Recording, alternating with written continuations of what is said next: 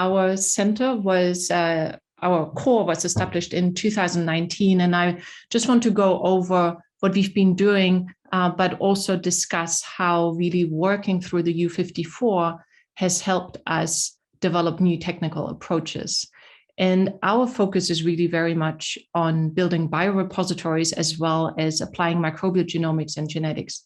And of course, many people are doing this, but I hope I can convince you that perhaps for some of this, we are taking a little bit of a unique angle. So the first thing is, for full disclosure, my background is in infectious diseases. And so I'm very interested in antibiotic resistance as it relates to pathogens. And in general, the antibiotic development has lagged behind the emergence of antibiotic-resistant bacteria.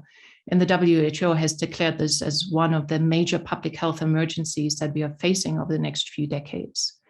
In terms of drug resistance, it's very much the gram-negative bacteria that are causing problems. And to this audience here, I don't think I need to highlight how gram-negative bacteria account for most of the urinary tract infections, how urinary tract infections cause a substantial amount of disease, ER versus healthcare costs. And what has been described from several different sources is really the increase of antimicrobial resistance over the past few years. And just to give you an example, so the resistance to third-generation cephalosporins, for example, that can now be found in about 15% of isolates. And this limits our treatment options. It takes away some of the oral options for treatment. And as we escalate treatment, of course, we are facing more difficulties and worse outcomes.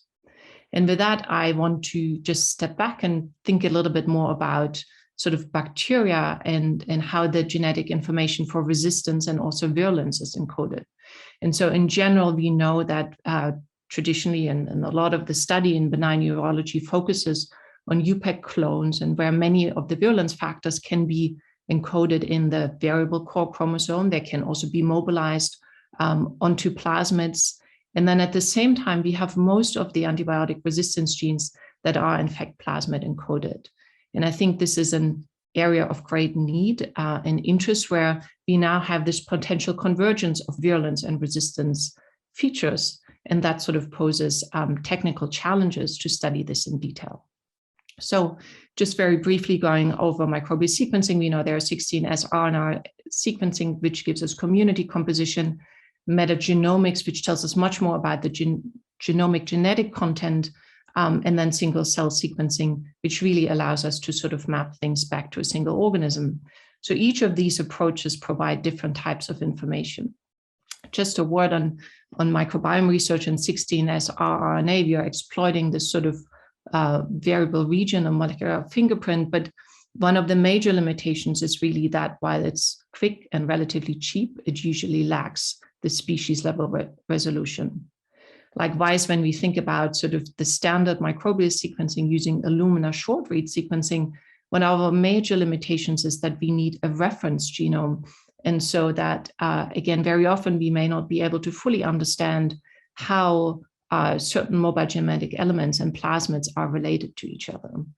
And so one of the major approaches that we are using, and that I think provides a lot of advantages, is to combine the short read sequencing with Nanopore long read sequencing. And so this is based on the idea, or it's based on the technology that you actually have a bacterial pore embedded in the membrane, and a single strand of DNA is being threaded through.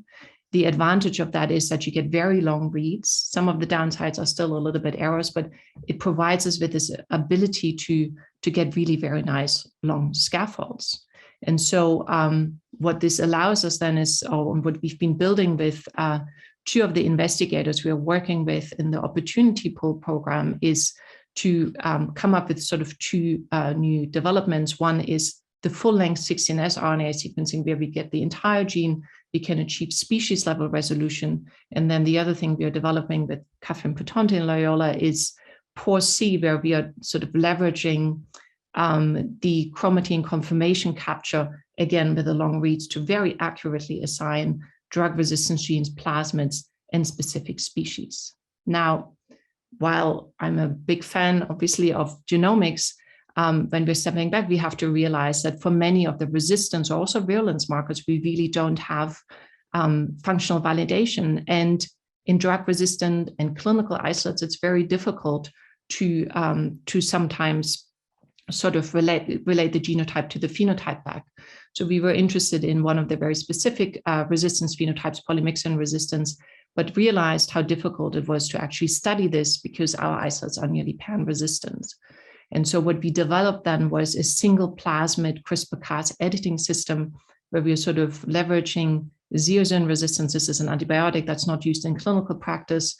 We have this sort of very efficient CRISPR-Cas system, but actually figured out that we also still needed lambda red recombination in this system to achieve high levels of gene deletion or single nucleotide point mutation editing for successful validation of some of our genotypes in phenotypic assays. So with that, I just want to sort of summarize that our core is really at the forefront of microbial genomics and also genetics.